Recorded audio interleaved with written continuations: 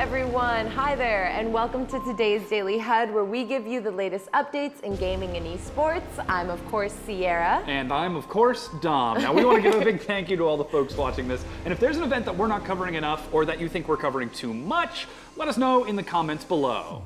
We want to remind everyone that our new Twitch channel is up and running, where we'll be putting out some new content as well. So you can head over there to twitch.tv/esports_channel for more. And finally, if you want to see your highlights or bloopers on this channel, send them to the link in the description, and we'll see about getting your highlights on the show. That should be fun. Now, we've got a lot of cover today, so if there's something specific you want us to talk about, we've got a timestamp index in the description below that you can feel free to skip around to see what interests you. But first up, we've got some PUBG news with the Global Summit coming soon, results from Rainbow Six's North American League last night, a recap of the RLCS Week 2 games this weekend, a look into CSGO, both in the ESL Pro League, and a recap of the Blast Pro Miami that took place this weekend. Finally, Apex Legends at TwitchCon Europe, and lastly, a breakdown of the Starcraft2 GSL Codes finals that happened Saturday night.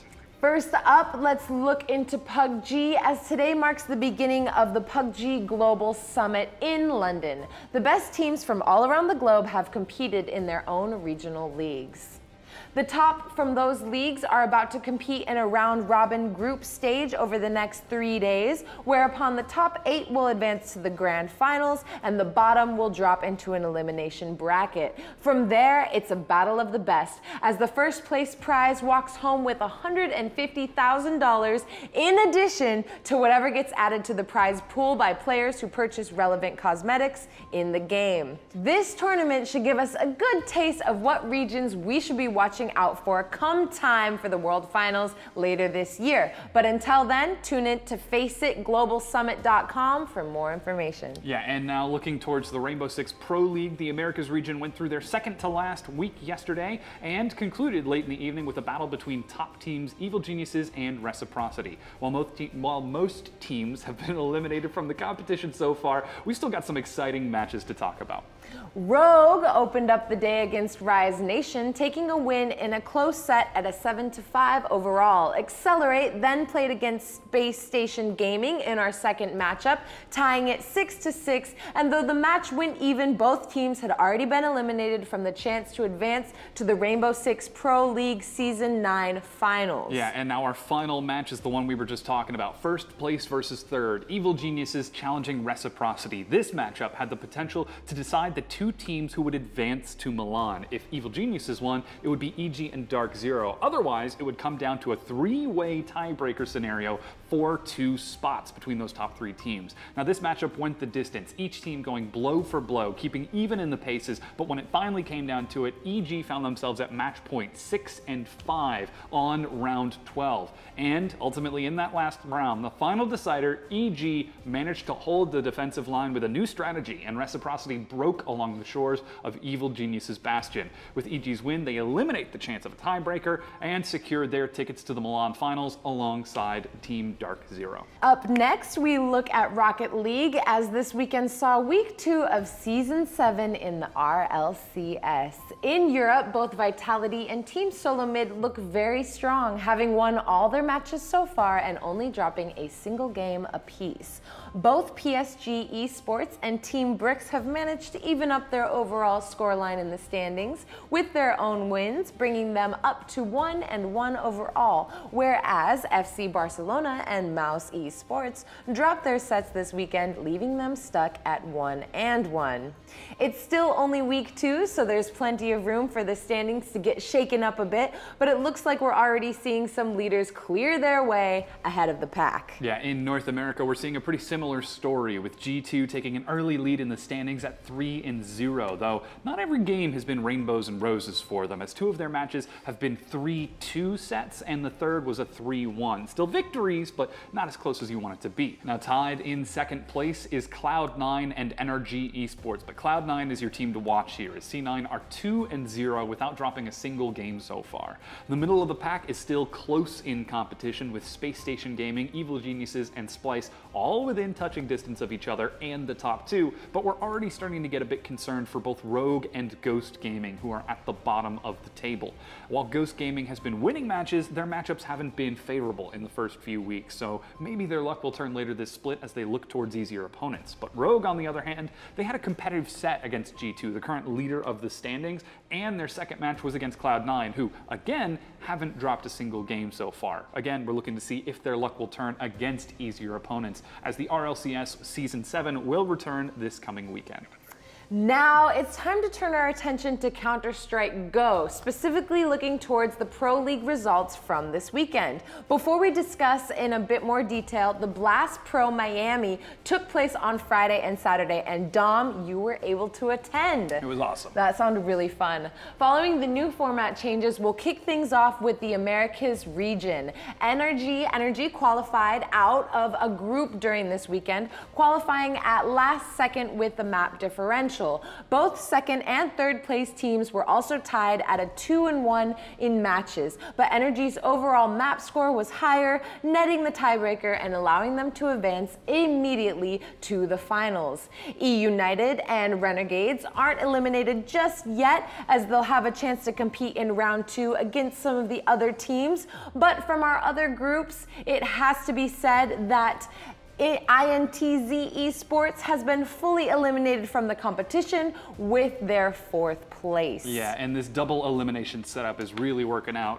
It looks to be exciting because there is a chance for that comeback to try and break the tiebreaker later on. But looking towards Europe, we did see a much clearer picture without that tiebreaker scenario. Mouse Esports advancing out of their group 3-0. Optic Gaming and North taking 2nd and 3rd place, and X Space Soldiers eliminated entirely in 4th place. So again, those 2nd and 3rd place teams are moving on to round 2 of the elimination round. Of course, we'll both be in North America and Europe. We'll see North America and Europe return this coming weekend, with the recent Blast Pro Miami winners, FaZe Clan, competing in Europe, fresh off of their win in Miami, and the same thing in the Americas region, where Team Liquid will get a fresh chance to play after their strong Blast Pro run. This weekend saw TwitchCon Europe in Berlin, which acted as a celebration of all things in the Twitch community. Several large announcements were made as the upcoming recaps featured alongside the release of the equivalent of Twitch Karaoke, affectionately called Twitch Sings.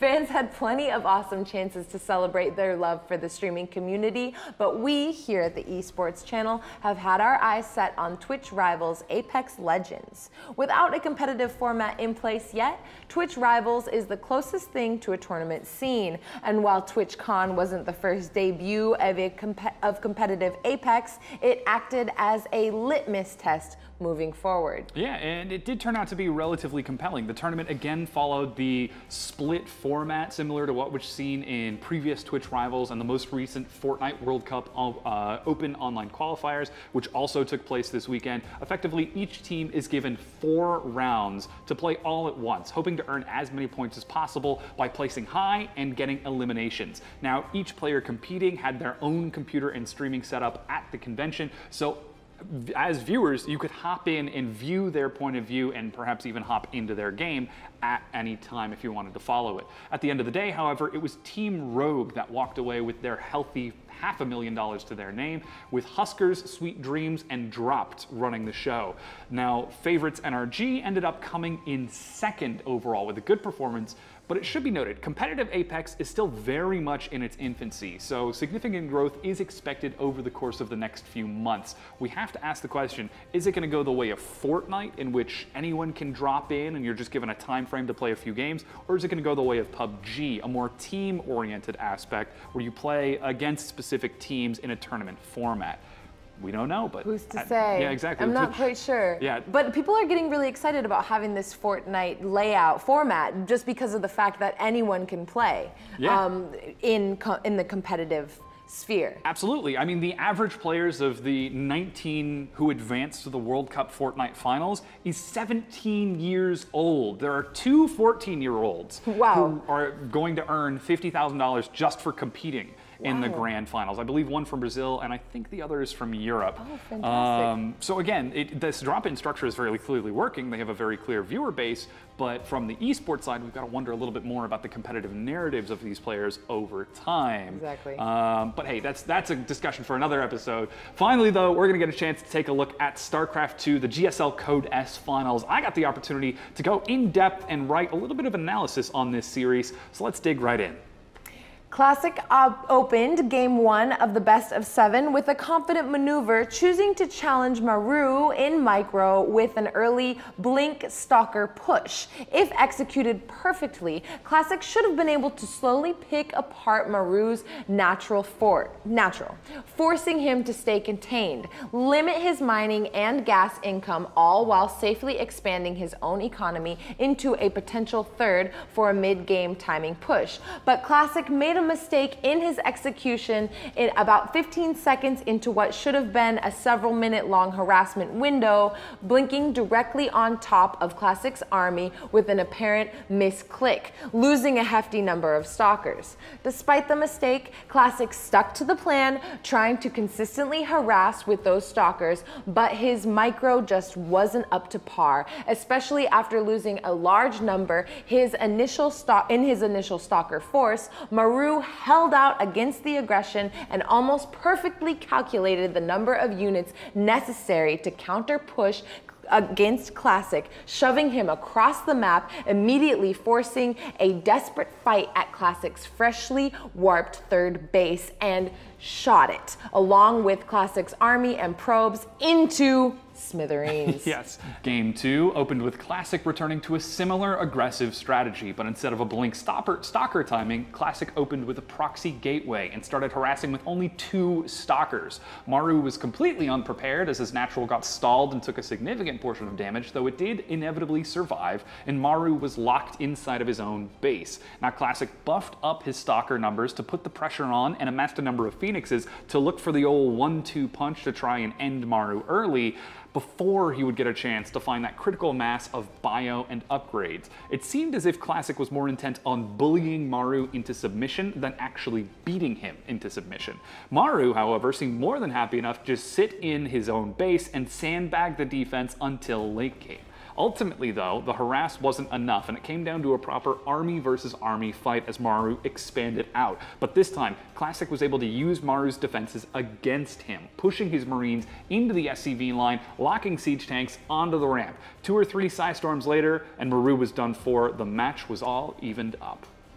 Classic seemed to have done his homework for the matchup, because Game 3 also saw an aggressive opening from Classic with an early Adapt and Stalker just to annoy Maru in his natural expansion timing. Stress here could mean more stress later. Maru, in turn, seemed content to stay inside his base, appearing as if he were simply defending and recovering, when he was in turn looking for his own opening to strike back with a lethal blow against Classic. Classic finally caught on to Maru's deception and reacted with a Colossus pivot to try and defend, but unfortunately it was too late, and Maru walked his 2-base army happily into Classic's natural and claimed Game 3. Now the series so far had been defined by Classic's early aggression, varying in degrees and Maru's response to this aggression. So when Game 4 opened up with a comparatively light aggressive play from Classic, Maru might have let his guard down just a little bit too much, because in turn, Classic responded with a Tempest rush and push alongside a proxy gateway and a handful of shield batteries, completely unexpected, effectively to try and hammer down Maru's base from a distance. Now, that absurd Tempest range made Maru struggle valiantly. He was trying very clearly out of his depth against what one could ostensibly call cheese, and eventually he gave up too much ground and had to tap out with a GG, again, evening up the series. Going into Game 5, the score is set at 2-2, but the intricate dance of decision-making versus action has kept everyone on their toes. Classic has shown a predilection towards risk, which yielded results at the expense of Maru's mistakes, but instead of risking with his own counter punches, Maru seemed more intent on preventing any opportunities for Classic's risk to pay. Now, nearly an hour after the series had started, Game 5 again saw a proxy setup from Classic, but this one had the smallest success of all of the other previous games. And with Maru dissuading any harass, we saw the closest thing to a standard late game that the series had seen so far. Classic returned to Tempests, but in the proper late game this time. But instead of Maru slowly giving up ground to their superior range, Maru decided to start countering with his own very efficient Marine Marauder backstabs, completely destroying one of Classic's undefended bases before getting into Classic's main to pick apart a few Stargates and stall Classic out, at the very least for a few minutes. Despite Maru's strike, Classic, however, maintained his presence outside of Maru's base and kept chipping away, keeping Maru locked to only his most accessible bases. The war turned to attrition, with Classic chipping away at Maru and Maru's small backstab strikes doing the same thing. Spectacularly, Maru found a way to bring out battle cruisers in an attempt to answer Classic's Tempests, so we end up with a game of warping air units. After realizing the situation, Classic tried to amp the pressure onto Maru's front door, but Maru had the coolest tactical jump with his battle cruisers and walked right on top of Classic's Tempests, tearing them to shreds. From there, Classic needed more time and income to rebuild his army, and despite attempts to buy them with drops and Dark Templar harass, Maru had found his momentum and quickly cleaned up the rest of the map, securing Game 5 and arriving at match point. Now, coming into Game 6, Maru leads the series 3-2 after a very long attrition-based game. Classic again opened aggressively, but he seemed to have heard his inner Jazz calling at just the wrong time, with an apparently improvised and freestyle Dark Templar rush to try and tear Maru apart early, but Maru was more than prepared, banking just enough energy for a scan, saving his base. Now, to salt the wound, Maru managed to get 2 Widow Mines into Classic's base, killing a handful of probes. Now, gravely wounded but not yet beaten, Classic pivoted towards a late game strategy, but Classic's freestyle attitude might have cost him a little bit too much. A few minutes later, Maru struck hard, hoping to deal the killing blow with a bio and tank composition, but Classic miraculously managed to hold, stalling the inevitable, but Maru didn't stop there, as he then backstabbed into the Nexus with a medevac dropping, sniping the Nexus before repositioning back into the middle of the map to try for another all-out attack. This time, Classic did not find his miracle defense, and after losing his army, gave it a few seconds to contemplate on before tapping out of the series. Maru wins 4-2. Well, Classic was a thoughtful contender. We really thought that he could get ahead there, but it looks like Maru came out on top. Yeah, and it seemed as though Classic knew he was the underdog coming into this, starting every single game with an aggressive strategy except for one, and even then it was into a cheese strategy. So I think because he came in with the mindset saying, I'm the underdog, I have something to prove, I have something to achieve, he might have set himself back. Maybe he could have gone for a mid-game timing push or even a late-game strategy if he had just played it out. But because he constantly forced early fights, the matches were decided pretty early on. And he ended up sandbagging himself. Exactly, yeah. Cool. And well, that's it for today's show. Thank you so much for watching. Once again, for all the updates in gaming, esports, keep it tuned to the esports channel right here. I'm Sierra. And I'm Dom, on behalf of myself and everyone else here at the channel. Thank you so much for watching. Thank you so much. Good luck. GG. GG.